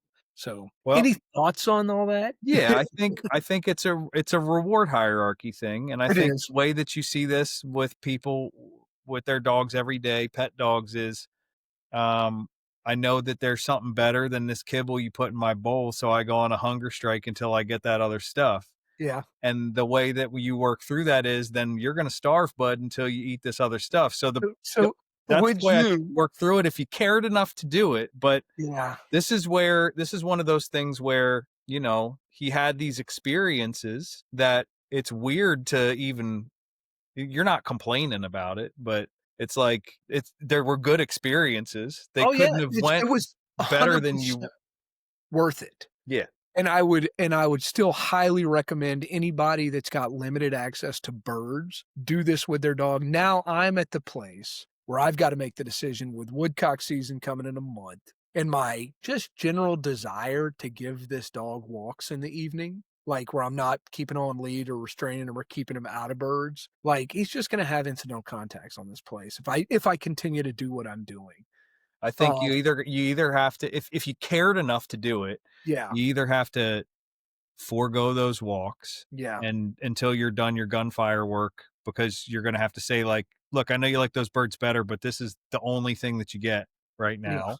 Or you could pre-mac it where you, like, I don't know, you make them Yeah, fetch a well, bumper. that's how we started it. So the Yeah. whole thing was we didn't have birds, it was in the spring and summer, and so it was you before you're allowed to go on this free walk with me, you gotta give me 3 retrieves, essentially, and I worked my way up to that. First it was like kinda one half-assed retrieve that turned into 3 clean retrieves over time, which turned into me, being able to take him into the field and play retrieve games on our walk at will, and he was engaged and loved it. He would love to get whistle stopped, fling a tennis ball into a briar patch, and he was gonna jump in there, grab it, bring it back, present it to me.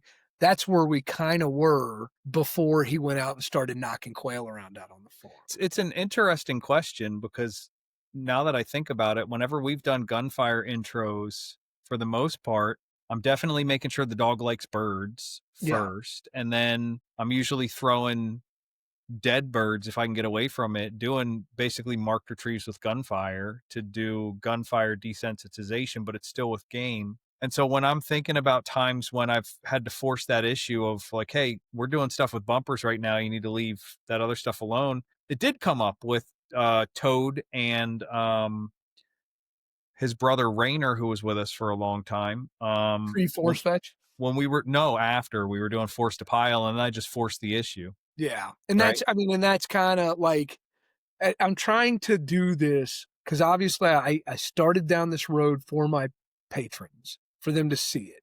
The part of me that's committed to them is saying, all right, we see this through. He gets no access to the field. I limit freedom in such a way that if we're going to have fun, this is the only way you're going to have fun at I this or nothing If else. you weren't pursuing this project in Patreon, though, that's not what you would do. You would Ye- take this gift that you got and just continue moving forward. Yes. And I'm at the place with this dog, like watching him, like the way he is around these birds.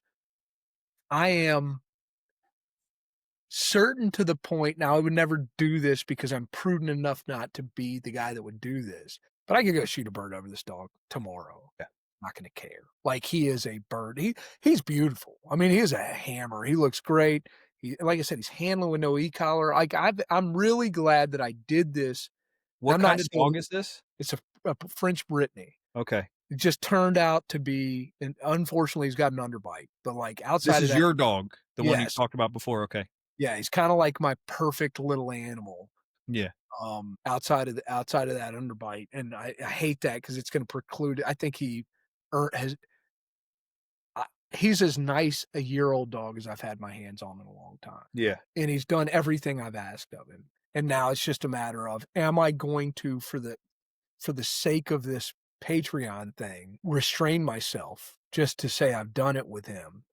Or do I do what I wanna do because I like him so much and I just wanna take him hunting now? Like, like, because he's there. Um, and I just don't know yet. So we'll find out as we go. I think that's the answer for the people listening to this on that platform is I'm gonna move forward. I do think I'm probably gonna go ahead and collar condition him, even though I do not intend to use the collar in training or hunting. But I want to have it available in case I want it down the road, and not have to go, okay, I want to take him hunting tomorrow, but he's also bird crazy enough that might need to get a handle on this dog at some point, but he's not collar conditioned, so I need to take a week or two to get that out of the way before I do it. So Yeah. I think I'm going to go ahead and collar condition now, even though I don't intend to use it around the training. Just do it separately away from all this so that it's in my pocket when I want it.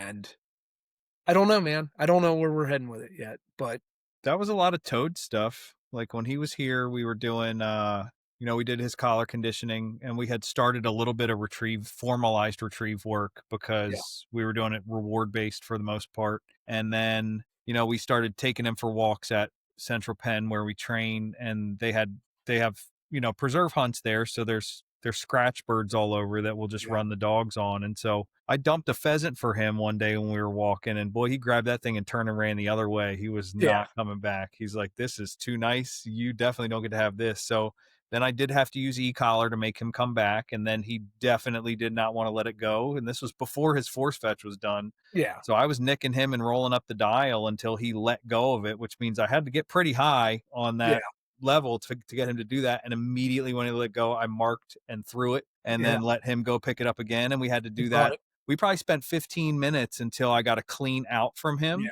threw it again, let him grab it, and then we walked back to the But to good the on truck you or something. for taking that opportunity to see this is something that people that don't understand what you were doing there, Yeah. like, you know what I mean? Like, that's a big bridge to cross for somebody that has ideas about the way things are. Well, when you know that dogs are like the memory that they're forming, it's like Yes. if you think about it was a branding iron that was burning that memory, searing that memory into that Yeah. dog's brain, the hotter that was when that memory was formed, the more fixed I feel like it gets That's in a the good dog's I head. like that. Yeah, And because I mean, so you're never gonna have that moment again. no. And so if Right. I let him just flip me the bird and run away with that bird, or if I didn't make a point to have him come back and then have him let that go, then to me, especially if I attempted to get it from him and he went, and he won that exchange, Of course. especially because of where his head was at. We're going back to what we talked about at the beginning of this whole thing, the emotional state he was in. I Yeah. feel like that gets seared in his brain in a way Yeah, where now we have a possessiveness problem but where it's before it was just a puppy being a puppy. but But the it risk you took that I think others would it's like knowing enough, and I'm not suggesting that other people even attempt this until they understand it, but it's the marking and flipping of the bird away and saying, "Hey, okay, now I relinquish I have now controlled this entire situation, and I'm gonna relinquish control and let you go through that entire process again until you want to do it right because I'm giving you know there you're bringing that part of the retrieve the play-based retrieve and the natural retrieve and the marker system and everything else into that, which is you finally wrestled control from this dog and now your first instinct is to say okay, freedom, try again, and I think that's a thing that's the hard bridge for people to cross. Yeah, because I think what everybody would do in that situation is either just let the dog have the bird Yep. or they take it from the dog and then they just keep it away from the dog. And Which is either of those things I think creates a possession problem yes. in that dog. But the only reason I could do what I did was that I had prepared the tools in Yeah. advance of needing them. And that's what I was getting at with what do you think somebody would benefit if we taught them a game of tug over here in a completely separate context, right? But It's like yeah, no, I think the value is really high. that's a perfect example of that you just dropped right here, you know? But that's the stuff where, I'm just again, I lurk in a lot of social media forums and you see people like just making really cheeky statements about like marker training and the Yeah. NAPOPO stuff and all that um in a lot of these places. I don't remember whose post it was that I was reading, but it was someone in the hunting dog community basically just saying that they thought it was bullshit and like it was about unforced force fetch and how Yeah. force fetch should just be force fetch and that the dog learns a lot through having to work through adversity and I don't know, there's a lot of other language there and then it's just people kind of like shitting on it and it's just I don't even know how to reach a person like that where like that particular in that particular situation I really was quite forceful with a very young dog Yeah. and the No, whole yeah, I mean, point. well, you got an opportunity to get more out of that than just forcing the dog through the situation, Well, that's the right? point is that I don't know why it's an either or thing. And again, if we're thinking about the emotional state of the dog, and this is the other thing that I think I've done a bad job explaining, and I've said it as plainly as I'm about to, is I think people think when I talk about stuff, I'm trying to be nice to the dog, or Yeah. I'm trying to go out of my way with like some sort of sense of fairness or ethics here. No, And it's the yeah. only ethical like statement I make is I just don't think it's not even ethical. It's to me logical. Yes. You can't enforce compliance if the dog doesn't know what compliance is. Sure. And so you have to teach the dog what the right thing is first. And so I like doing that with rewards because it limits the stress that the dog is under while they're learning conceptually the exercise they're working on and then introduce pressure. But I don't do it. But again, that's not a rule. Just like we talked about before, is like if that's not getting me where I need to go fast enough, I will go to a pressure based approach For sure. right away. Like very quickly, I'll change gears. But the idea of doing it this way, where like I'm doing a regular force fetch, I'm just putting a marker and a reward at the end of the rep. And the thing that that I think these folks are not understanding is that that happens after the release of pressure. So it's a secondary reinforcer. Your primary reinforcer is still relief of pressure. Yeah, And and it's then well, it is exactly what we talked about earlier. It's you're drifting the car, but you're starting you already understand that, and the dog already understands it, yeah, right? And where these guys, one thing, you can't force a dog to want something. You can manipulate their classical state sometimes if you're really good with force and and you have an intuitive sense of what the dog wants. But I think, these guys don't understand that when you're doing something like that, you're playing you're you're playing 4D chess. Where they're just not seeing that part of it, right? Like I don't want pressure to I want pressure to predict something good happening. sure. I don't want pressure to predict the end of pressure, which predicts the onset of more pressure, which is how it happens otherwise. Well, which is unfortunately an affect of the modern retriever trainer right now in this country, Yeah. right? They've gotten really, really good at it, but Yeah. it also requires a specific type of dog, Yeah. and and it also limits them in what they can what the it's kind of there's a ceiling on no matter how good you are with it, you're still missing something else, like which is that understanding of how to manipulate the dog's desires, I guess, without coming up with a better way of saying it. Yeah, I just and a lot of the conversation that was coming up there was you know who it was? Now I never remember who it was. It was Bob from Lone Duck. Yeah. Posted it.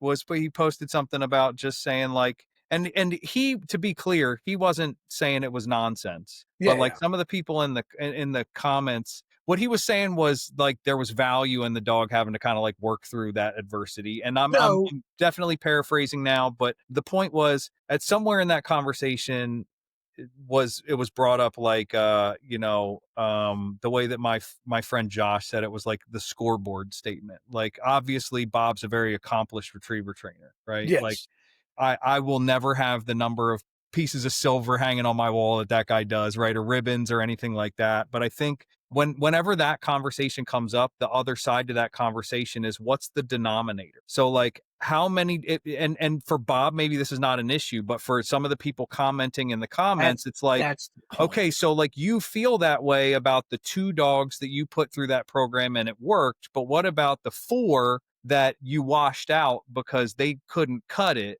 And so then it's like, so if you have 2 very successful dogs that are the product of your training program, but you have a much larger denominator that failed that you just act like didn't exist ever, then that's the trouble for me. And that's a lot of the reason why I train the way that I train is I guess I just want to be able to what somebody else would just discard and say this doesn't fit my program. I want to say like I fit my program to every dog. Well, and I think the big difference is like, and this is not, and Bob is a good friend of mine, and this is not a critical statement in any way. He's doing what we're talking about Yes. without really recognizing it. So And like, and when you're going to be a really high level competitor at stuff, yeah, then you kind of have a different rule set. Like I know people that have cycled through a number of dogs and they're just like, I haven't gotten the right one yet. Right. Like yes, I'm my guilty. friend that participates in like Mondio ring. Right. I think like she had probably a period of 6 years where she had a different dog every year, like Yeah, raised at 6 months to a year old and was just like, this dog is not going to be an international level competitor. So we got to start over and find a new one, and did that a number of times. And so I get that, I guess. But well, for him, what I'm saying is he's doing the thing you're doing. Yeah. Just without the depth of understanding and intent, right? So like Bob knows how to relieve stress and where to put it, and is arguably more than likely doing something very similar to what you did there. It's just very intuitive. He probably can do it without having to think about it as much as I have. Exactly. Well, and it's not, you're just somebody that likes to think about it and talk about it, which I find value in too, right? So there's a difference, but I mean, one thing I'll give Bob is like he's his own biggest critic and things like that. So like he's right when he says like, hey man, you don't have to overcomplicate it, but he also will go home and be like, I need, there needs to be a better aesthetic. We need to be showing the world something better, and I've had that conversation with him many times.